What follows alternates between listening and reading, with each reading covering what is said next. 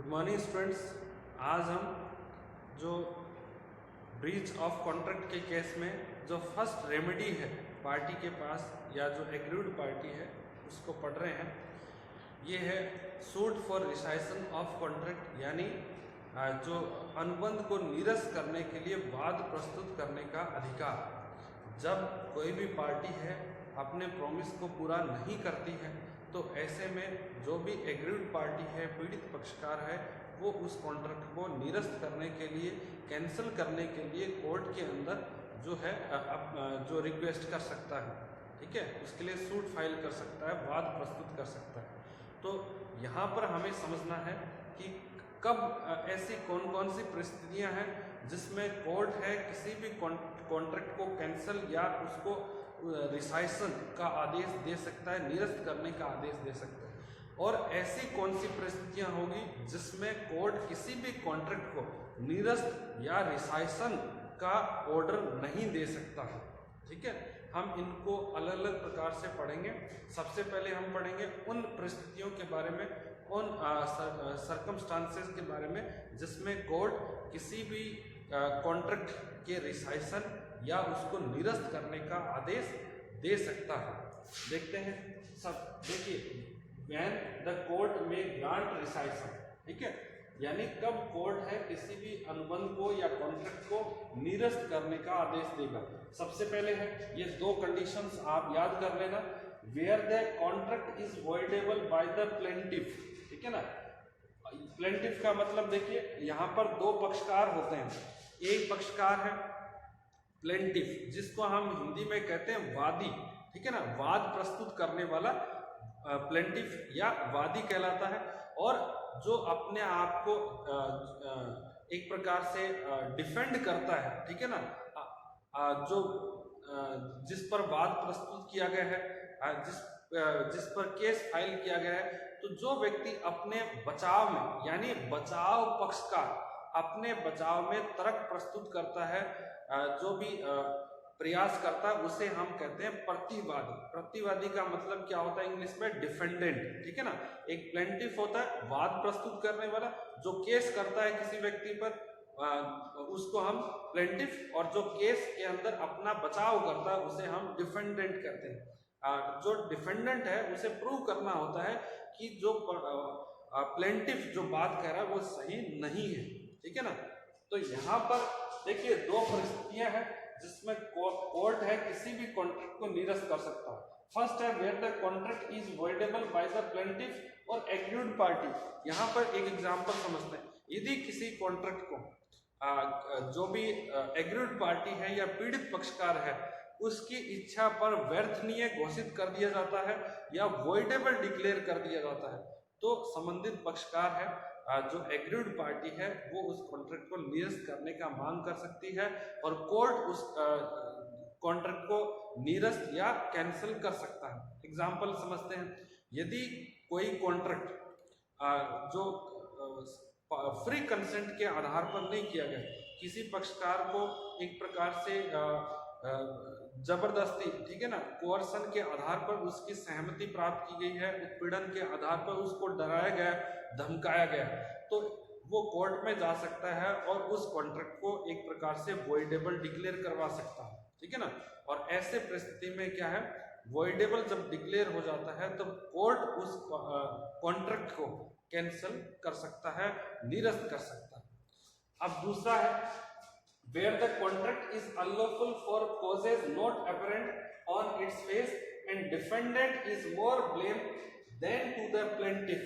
देखिए, यदि कोई कॉन्ट्रैक्ट ऐसा हो जो एक प्रकार से जो अनलॉफुल हो, गैर कानूनी हो, ठीक है ना, कानून के विरुद्ध हो, तो इस प्रकार, और जिसमें जो प्लेंटिफ की बजाय जो डिफेंडेंट है ना, प्रतिवादी, वो ज्यादा दोषी हो, ठीक है ना, उसका अपराध ज्यादा बड़ा हो, तो ऐसी परिस्थिति के अंदर भी कोर्ट ऐसे कॉन्ट्रैक्ट को निरस्त कर सकता है। तो दो परिस्थितियां आपको याद रखना है। एक परिस्थिति जिसमें यदि कॉन्ट्रैक्ट को एग्रीड पार्टी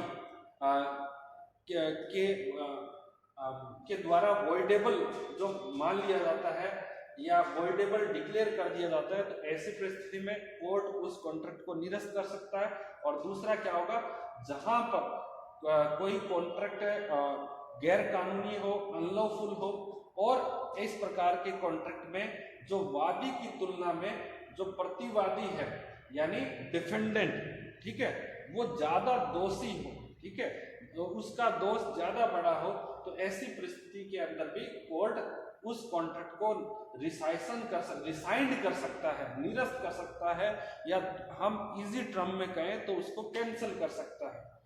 अब इसके बाद हम पढ़ेंगे कि ऐसी कौन कौन सी परिस्थितियां हैं जिसमें कोर्ट या न्यायालय किसी कॉन्ट्रैक्ट को रिसाइंड नहीं कर सकता, कैंसिल नहीं कर सकता, निरस्त नहीं कर सकता। मैं यहाँ पर देखिए बार बार आपको रिसाइसन जो वर्ड है उस पर इंफोसिस कर रहा हूँ, उस पर जोर दे रहा हूँ, ताकि आप रिसाइसन के वर्ड को समझे, ठीक है ना। रिसाइसन का मतलब निरस्त करना या कैंसिल करना है, ठीक है। और ये क्योंकि लॉ के जो लैंग्वेज में आपको पर्टिकुलर जो टर्म है, जो शब्द है, वो यूज करना बहुत जरूरी है, ठीक है ना। आप कैंसिल नहीं लिखेंगे, आपको रिसाइसन ही लिखना, ठीक है ना। इस अब देखिए हम उन परिस्थितियों के सिचुएशंस के बारे में पढ़ेंगे जिसमें कोर्ट कॉन्ट्रैक्ट को रिसाइंड करने का जो ऑर्डर है वो नहीं दे सकता या देने से मना कर सकता है कोर्ट ऐसी परिस्थिति में, ठीक है ना। तो समझते हैं कि ऐसी कौन कौन सी सिचुएशंस हैं जिसमें कोर्ट जो किसी भी कॉन्ट्रैक्ट को कैंसिल या रिसाइन करने से मना कर सकता है, उसको निरस्त करने से मना कर सकता है। तो देखिए फर्स्ट है where the party ratified the contract, यानी जो पीड़ित पक्षकार है यदि उसने कंपनसेशन प्राप्त करके और उस कॉन्ट्रैक्ट को रेटिफाई कर दिया या उसकी पुष्टि कर दी। रेटिफाई करना या पुष्टि करने का मतलब क्या है कि यहाँ पर जो पीड़ित पक्षकार है उसको कंपनसेशन मिल गया और कंपनसेशन प्राप्त करने के बाद ने उसने उस कॉन्ट्रैक्ट को सही मान लिया, ठीक है ना। और किसी भी प्रकार से जो उस कॉन्ट्रैक्ट को कैंसिल कराने के लिए जो वो कोर्ट में जो है वाद है वो प्रस्तुत नहीं करता है, तो ऐसी परिस्थिति में, ठीक है, जो कोर्ट है उस कॉन्ट्रैक्ट को रिसाइन करने से मना कर सकता है। यहाँ पर एक एग्जाम्पल हम समझते हैं, जैसे दो व्यक्ति हैं, एक है जिसका नाम कपिल है और दूसरे का नाम अमित, ठीक है ना। कपिल के पास एक बाइक है और जो 2015 का मॉडल है, और कपिल ने वह बाइक जो अमित को ये कहकर बेच दिया कि ये बाइक 2019 का मॉडल है, ठीक है ना। एक्चुअल में जो कपिल अमित को बाइक बेच रहा है उसका मॉडल 2015 का है, लेकिन जो कपिल है उसको कपिल ने ये कहकर वो बाइक बेचता है कि ये जो बाइक है वो 2019 का मॉडल है। तो एक प्रकार से उसने जो मिस रिप्रेजेंटेशन या फ्रॉड के आधार पर जो है अमित है उसको बाइक सेल कर दी। जब अमित को पता चला तो अमित ने कपिल से कहा कि यदि वह उसे इस बात के लिए कंपनसेशन नहीं देगा तो वो कोर्ट में उसके विरुद्ध केस फाइल करेगा और उसको कॉन्ट्रैक्ट को कैंसिल करवाने के लिए रिक्वेस्ट करेगा। तो यहाँ पर जो कपिल है उसने अमित को कंपनसेशन दे दिया और कंपनसेशन के बाद में दोनों क्या है एग्री हो गए कि अब जो अमित है कपिल के विरुद्ध कोर्ट में केस फाइल नहीं करेगा और कॉन्ट्रैक्ट को जो कैंसिल करवाने के लिए, निरस्त करवाने के लिए रिक्वेस्ट नहीं करेगा। तो यदि जो भी पीड़ित पक्षकार है यहाँ पर अमित है उसके द्वारा जब कंपनसेशन प्राप्त कर लिया जाता है, या एक प्रकार से हम कहें कि एक्सप्रेसली या इम्प्लाइडली दोनों पक्षकार एग्री कर देते हैं, तो या उस कॉन्ट्रैक्ट को रेटिफाई कर देते हैं, अभिपुष्टि कर देते हैं, तो ऐसे में कोर्ट उस कॉन्ट्रैक्ट को कैंसिल करने या रिसाइंड करने से मना कर सकता है। नेक्स्ट है चेंज्ड सर्कमस्टांसेस। अब यहाँ पर देखिए जो चेंज्ड सर्कमस्टांसेस का मतलब एक और एग्जांपल हम लेंगे। एक रामचंद्र नाम का व्यक्ति है जो फार्मर है और डेयरी का बिजनेस करता है, ठीक है ना। तो उसके पास एक गाय है और वह रामचंद्र अपनी गाय को और ये कहकर बेचता है कि ये गाय का जो स्वास्थ्य है वो ठीक है। एक्चुअल में गाय क्या है, बहुत ही बीमार है और वो कभी भी मर सकती है, उसकी डेथ हो सकती है, ठीक है ना, क्योंकि उसका जो एक सिक है कई लंबे समय से उस गाय को बीमारी है। परंतु रामचंद्र ये कहकर उस गाय को अमर सिंह को बेचता है कि गाय का स्वास्थ्य बहुत अच्छा है और अमर सिंह उस गाय को खरीद लेता है। गाय एक दिन के बाद में जैसे ही अमर सिंह उसको खरीदता है उसके बाद उस गाय की मृत्यु हो जाती है और अमर सिंह को पता चलता है कि गाय का स्वास्थ्य कमजोर था, गाय कई दिनों से बीमार चल रही थी, परंतु जो रामचंद्र है उसने झूठ बोलकर उस गाय को अमर सिंह को बेच दिया। तो यहाँ पर क्या होगा कि देखिए, इस कॉन्ट्रैक्ट को कैंसिल नहीं किया जा सकता, रिसाइंड नहीं किया जा सकता, क्योंकि जब कैंसिल होगा तब गाय लौटानी पड़ेगी और जो पैसे अमर सिंह ने रामचंद्र को दिए हैं वो भी लौटाने पड़ेंगे। तो गाय तो अब जिंदा नहीं है। तो ऐसी परिस्थिति में क्या होगा कि कोर्ट उस कॉन्ट्रैक्ट को कैंसिल करने या रिसाइंड करने या निरस्त करने का आदेश नहीं दे सकता। यहाँ पर क्या होगा कि जो रामचंद्र है, रामचंद्र से जो अमर सिंह है वो कंपनसेशन की मांग कर सकता है, ठीक है ना, क्षतिपूर्ति। कॉन्ट्रैक्ट तो कैंसिल नहीं होगा, लेकिन जो झूठ बोला है रामचंद्र ने और उसकी वजह से अमर सिंह का लॉस हुआ, तो अमर सिंह उस लॉस की भरपाई के लिए रामचंद्र से कंपनसेशन डिमांड कर सकता है। इस प्रकार से जब सर्कमस्टांसेस चेंज्ड हो जाए तो कोर्ट उस कॉन्ट्रैक्ट को कैंसिल करने से मना कर सकता है। नेक्स्ट है डिमांड फॉर रिसाइसन इन पार्ट, ठीक है ना, यानी आंशिक निरस्तीकरण की मांग। कोई कॉन्ट्रैक्ट है और उसका जो देखिए एक पार्ट है उसको रिसाइंड की मांग की जाती है, ठीक है ना, हाफ पार्ट की रिसाइंड की मांग की जाती है, हाफ पार्ट है उसको वैलिड मान लिया जाता है। तो यदि उस पूरे कॉन्ट्रैक्ट को हम पार्ट में डिवाइड नहीं कर सकते हैं जिसके लिए रिसाइसन की मांग की गई है और जिसके लिए रिसाइसन की मांग नहीं की गई, इन दोनों पार्ट को यदि हम अलग अलग नहीं कर सकते हैं तो ऐसे परिस्थिति में भी जो कोर्ट पार्ट रिसाइसन यानी जो उस पूरे कॉन्ट्रैक्ट का जो एक प्रकार से आंशिक भाग है या उसका कुछ भाग है जिसके निरस्तीकरण की मांग की गई, उस निरस्तीकरण की मांग को कोर्ट मना कर सकता है। क्योंकि देखिए पूरा कॉन्ट्रैक्ट है और उसको हम इस प्रकार से सेपरेट नहीं कर सकते, जिसके लिए जो पक्षकार हैं या पार्टी है वो आग्रह कर रहे हैं। यदि उस कॉन्ट्रैक्ट को हम उस पार्ट में अलग अलग पार्ट में डिवाइड कर पाए और यदि पक्षकार के द्वारा किसी डिवाइड किए गए पार्ट के निरस्तीकरण की मांग की जा रही है तो फिर क्या है, कोर्ट उसको निरस्त कर सकता है, उस कॉन्ट्रैक्ट को कैंसिल कर सकता है। लेकिन जब किसी कॉन्ट्रैक्ट का पूरे कॉन्ट्रैक्ट को हम जो पार्ट्स में डिवाइड नहीं कर सकते तब फिर क्या है, रिसाइसन की मांग, जो आंशिक रिसाइसन है या एक प्रकार से जो पार्टली रिसाइसन या कैंसिलेशन की मांग है, ठीक है ना, किसी एक पार्ट को कैंसिल करने की मांग, उसको कोर्ट मना कर सकता है। नेक्स्ट है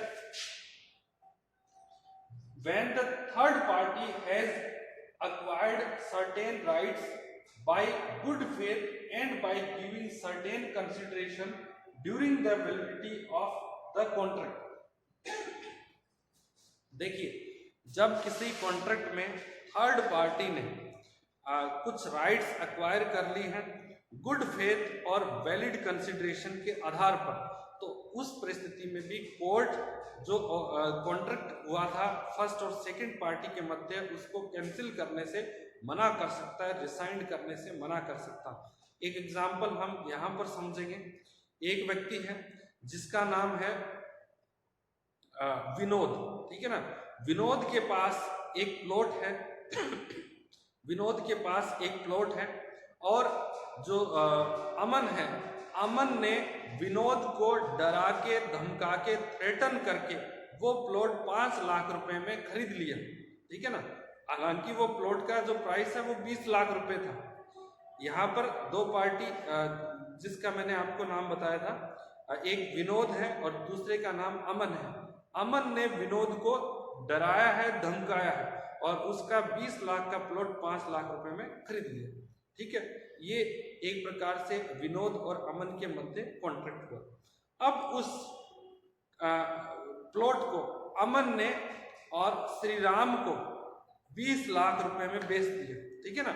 श्री राम को जो किसी भी प्रकार से जो विनोद के मध्य और अमन के मध्य जो कॉन्ट्रैक्ट हुआ था उसके बारे में जानकारी नहीं, और उसने गुड फेथ के आधार पर, ठीक है ना, उस प्लॉट को खरीद लिया है और उसके लिए उसने वैलिड कंसिडरेशन पे कर दिया है 20 लाख रुपए। और अब क्या है कि जो विनोद है वो कोर्ट में जाता है उस कॉन्ट्रैक्ट को कैंसिल करवाने के लिए। तो अब कोर्ट है उस कॉन्ट्रैक्ट को कैंसिल करने से मना कर सकता है, क्योंकि जो थर्ड पार्टी है उसने उस कॉन्ट्रैक्ट, जो पहला कॉन्ट्रैक्ट किया गया था, उसके जो सब्जेक्ट मैटर के संबंध में कुछ राइट्स हैं वो एक्वायर कर लिए हैं और वो राइट्स गुड फेथ के आधार पर और वैलिड कंसिडरेशन के आधार पर एक्वायर किए हैं। यहाँ पर मैं आपको जो ड्रॉ करके बता देता हूँ। यहाँ पर देखिए, एक विनोद है और दूसरा है अमन, ठीक है, और तीसरा जो पार्टी है उसका नाम है श्री राम। ये फर्स्ट पार्टी, ये सेकंड और यहां पर है थर्ड पार्टी। देखिए, एक कॉन्ट्रैक्ट हुआ, प्लॉट है विनोद का और वह प्लॉट अमन खरीद लेता है 5 लाख रुपए में, विनोद को डरा के धमका के, ठीक है ना। और फिर जो अमन है वह प्लॉट श्री राम को बेच देता है। श्री राम ने वह प्लॉट गुड फेथ के आधार पर और वैलिड कंसिडरेशन के आधार पर अमन से खरीद लिया 20 लाख रुपए में, ठीक है ना। ये खरीदने के बाद विनोद कोर्ट में जाता है और कोर्ट से जो विनोद और अमन के मध्य कॉन्ट्रैक्ट हुआ है उसको कैंसिल करने की मांग करता है। और ये आर्ग्यूमेंट देता है विनोद कि जो कॉन्ट्रैक्ट किया गया था विनोद और अमन के मध्य, उसके अंदर फ्री कंसेंट नहीं थी, यानी विनोद को डराया गया था, धमकाया गया था और इसके आधार पर अमन ने विनोद से प्लॉट खरीदा और अब अमन उस प्लॉट को श्री राम को बेच दिया है, ठीक है ना। तो यहाँ पर क्या होगा कि कोर्ट मना कर सकता है उस कॉन्ट्रैक्ट को कैंसिल करने से या रिसाइंड करवाने से, बिकॉज श्री राम ने जो प्लॉट खरीदा वो एक प्रकार से गुड फेथ के आधार पर, ठीक है ना, अमन से खरीदा और श्री राम ने उस प्लॉट के संबंध में जो जेन्युइन राइट्स है या वैलिड जो भी राइट्स हैं वो उसने एक्वायर किए हैं वैलिड कंसिडरेशन के बदले। तो यहाँ पर क्या है, जो कॉन्ट्रैक्ट को कैंसिल करने से कोर्ट मना कर सकता है। तो इस प्रकार से हमने उन परिस्थितियों के बारे में, सिचुएशंस के बारे में भी पढ़ा जहां पर कोर्ट किसी भी कॉन्ट्रैक्ट को रिसाइंड या निरस्त करने का आदेश दे सकता है, और इसके बाद उन सिचुएशंस को भी हमने पढ़ा है जहां पर कोर्ट किसी भी कॉन्ट्रैक्ट को रिसाइंड या कैंसिल करने से मना कर सकता है। तो अब एक बात और समझना है आपको, यदि कोर्ट किसी भी कॉन्ट्रैक्ट को रिसाइंड करने का, कैंसिल करने का आदेश देता है तो उसका इफेक्ट क्या होगा, इसके बारे में भी हम यहाँ पर पढ़ें। जब कोर्ट किसी भी कॉन्ट्रैक्ट को रिसाइंड या कैंसिल करने का आदेश देता है तो उसका इफेक्ट क्या है ये समझते हैं। फर्स्ट है रेस्टिट्यूशन। देखिए, रेस्टिट्यूशन का मतलब क्या होता है, यदि कोर्ट किसी भी कॉन्ट्रैक्ट को कैंसिल कर देता है, रिसाइंड कर देता है, तो जो भी उसके संबंधित पार्टी होंगे उन्होंने यदि कोई बेनिफिट प्राप्त किया है एक दूसरे से तो वो उन्हें वापस करना पड़ेगा। जैसे यदि किसी ने एडवांस मनी प्राप्त किया है, किसी ने कोई गुड्स प्राप्त की है और यदि कॉन्ट्रैक्ट कैंसिल हो गया तो वो उनको वापस लौटाना पड़ेगा, ठीक है ना। और दूसरा क्या हो सकता है effect, right to compensation for damages. यदि किसी पीड़ित पक्षकार को कोई लॉस हुआ है, कोई नुकसान हुआ है, तो उस जो पीड़ित पक्षकार है वो संबंधित या जो कंसर्न्ड पार्टी है उससे कंपनसेशन की मांग कर सकते हैं। तो तो इस प्रकार से ये आज हमने जो सूट फॉर रिसाइशन ऑफ कॉन्ट्रैक्ट यानी जो अनुबंध भंग का उपचार, ठीक है ना, क्या क्या लीगल रेमेडीज है, उसमें फर्स्ट लीगल रेमेडीज के बारे में डिटेल से पढ़ा है कि कब कोर्ट है किसी भी कॉन्ट्रैक्ट को रिसाइंड या कैंसिल करने का आदेश देगा, कब आदेश नहीं देगा, और जब ये आदेश देता है किसी भी कॉन्ट्रैक्ट को कैंसिल करने का तो उसका इफेक्ट क्या होगा। तो आज के लिए इतना ही। Thank you so much.